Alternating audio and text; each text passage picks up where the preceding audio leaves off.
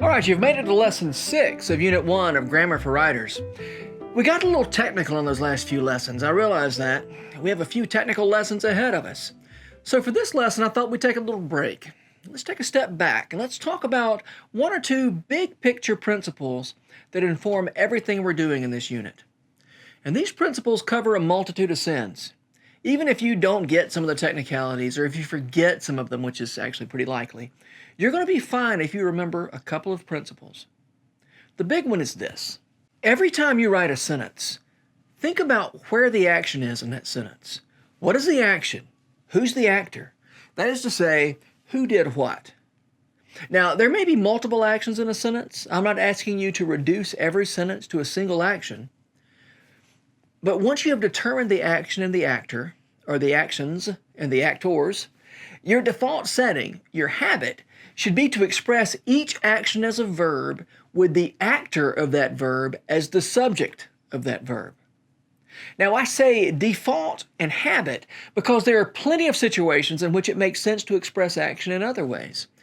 But your first go-to should be to express action as verbs and actors as subjects. In this lesson, I want to apply this principle in a couple of examples using as little technical language as possible.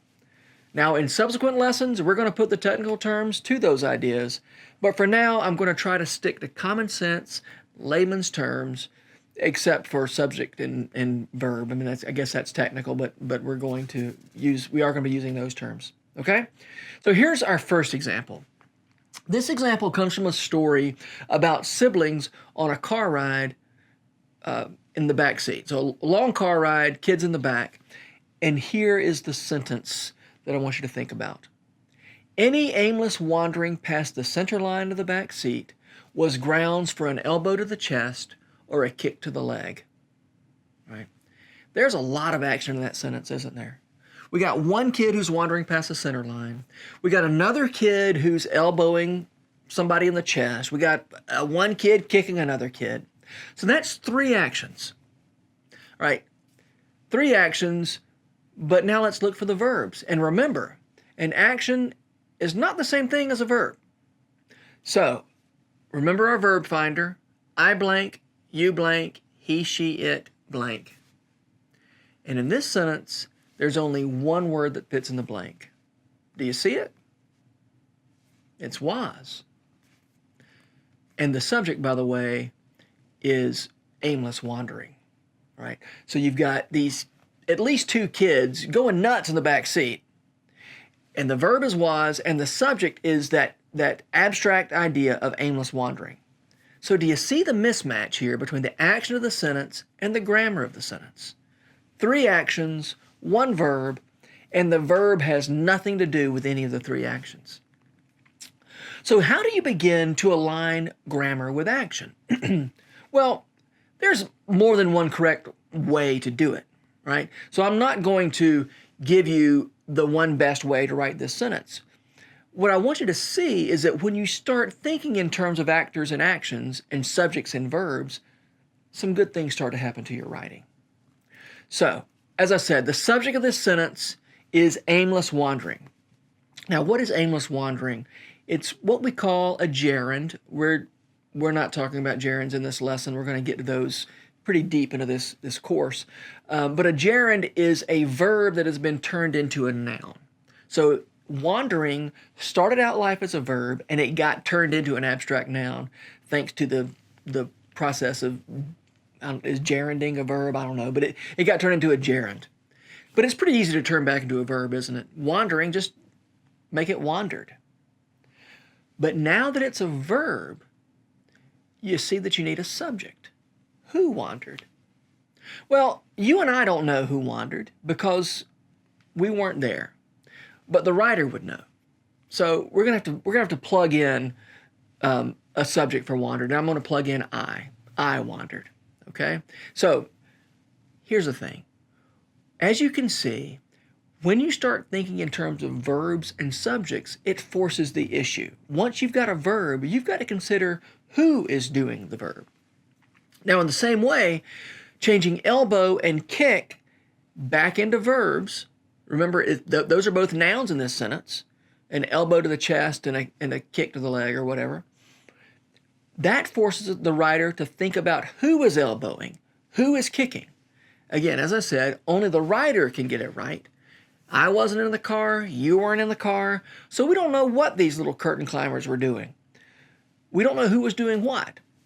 But a version that aligns actors and actions with subjects and verbs might look something more like this. Anytime I wandered over the center line of the seat, my sister put an elbow in my chest.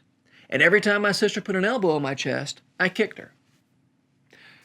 All right, as I said, that's one way to do it. It's not the only way to do it. I'm not even claiming it's the best way to do it.